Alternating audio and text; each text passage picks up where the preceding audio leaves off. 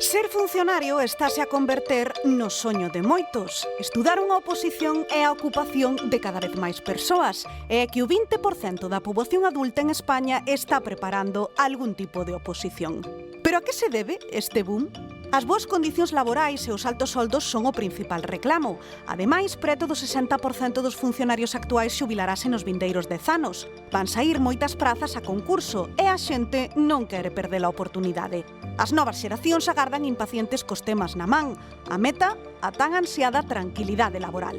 E é que, segundo as últimas enquisas, o 66% dos mozos opositores buscan nunha praza pública unha estabilidade que lles permita formar unha familia ou acceder a unha vivenda. O premio é moi suculento e pódeche cambiar a vida. Pero cal é o custe dun opositor?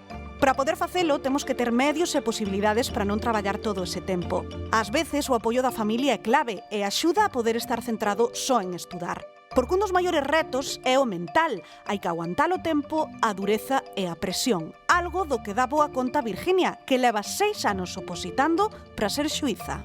Estás moito tempo aislado no teu mundo, entonces eso fai que a túa cabeza pois lle dá moitas voltas a todo. Pero bueno, realmente ese é o reto da oposición, máis que estudiar. De media, un opositor tarda entre 2 e 4 anos para sacar adiante unha praza pública, aínda que os tempos varían en función do tipo da oposición, porque xa se sabe iso que din, a quen algo quere, algo lle custa. Bueno, pois hai novidades no que ten que ver cas plazas para Policía e Garda Civil, Bernardo. Pois quen teña en mente opositar será a maior convocatoria dos últimos 15 anos. Que saiba que se ofertarán 6.094 prazas, unhas 3.200 para a Garda Civil, na escala de cabos e gardas, que é o grupo máis numeroso do corpo, e case 2.900 para a Policía Nacional.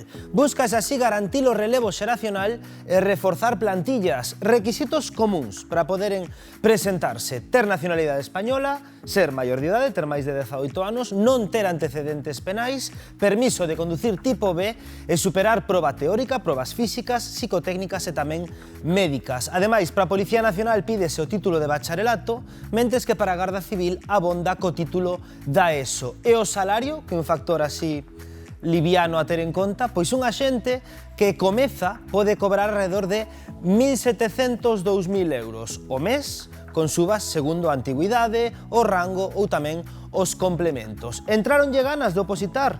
Pois non sei se o noso reporteiro sí, se é que está nunha academia de formación, interesado no proceso, pero cantas dominadas es quen de facer, Óscar Cruz, con eses braciños? Perdoa, Bernardo, que estou aquí nunha clase teórica. Eu dominadas podo che facer as que queiras, que teño aquí ferro abondo para os barcos, pero, amigos, o que estamos facendo aquí hoxe é clase teórica. Mirade que temos aquí a profesora apuntando e eu aquí a Luís non quero interrumpir a todos estes alumnos que estamos aquí. Vexo que a clase está bastante chea.